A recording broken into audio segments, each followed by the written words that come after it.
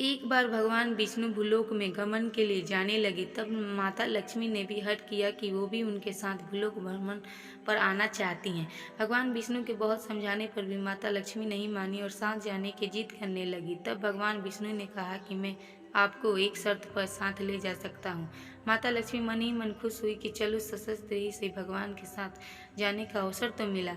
माता लक्ष्मी ने कहा कि मुझे सारी शर्तें मंजूर है। तब भगवान विष्णु ने कहा कि मैं जो कहूँ, जैसा कहूँ वैसा ही करना होगा।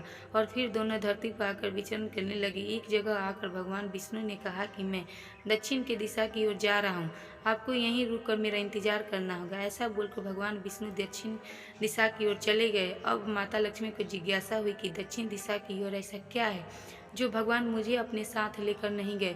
लक्ष्मी माता का स्वभाव वैसे भी चंचल है, इसीलिए वे वहाँ पर ज़्यादा देर नहीं रुकी और दक्षिण दिशा में भगवान की तरफ जाने लगे।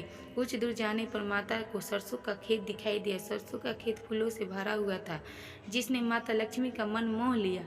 वह वहीं पर रुककर अपना श्रृंगार करने लगे। श्रृंगार करने के बाद वो कुछ दूर गई कि उन्होंने गन्ने का खेत दिखाई दिया। माता को गन्ना खाने की इच्छा हुई और वहाँ गन्ना तोड़कर खाने लगी। इतनी देर में भगवान विष्णु वहाँ पर आ गए। जब भगवान ने माता लक्ष्मी को गन्ना खाते हुए देखा तो वो क्रोधित हो गए। उन्होंने कहा कि आपने मेरी शर्तों का उल्लंघन किया है। मैंने आपको वहाँ पर रुकने के लिए कहा था, आप वहाँ पर रुकी नहीं और किसान के खेतों में से फूल और गन्ने तोड़कर अपराध किया है, इसीलिए आपको दंड अवश्य मिलेगा। भगवान विष्णु ने माता लक्ष्मी को 12 वर्ष तक किसान के यहाँ कार्य करने का शाप दे दिया। अब विवश होकर माता लक्ष्मी को किसान के घर रहना पड़ा। एक दिन लक्ष्मी जी ने किसान की पत्नी को देवी लक्ष्मी की प्रतिमा की पूजा आराधना करने को कहा और बोला कि इससे तुम्हारी हर मनोकामना पूर्ण होगी, तुम जो भी मांगोगे वह तुम्हें मिलेगी। किसान की पत्नी को वैसा किया। हर रोज देवी लक्ष्मी जी की प्रतिमा का पूजा आराधना करने लगी। कुछ दिनों में ही उनका घर धन्य धन्य पूर्ण हो गया और घर में सुख समृद्धि वास हुई। अब और उनके दिन सुखपूर्वक बीतने लगे। धीरे धीरे 12 वर्ष बीत गए।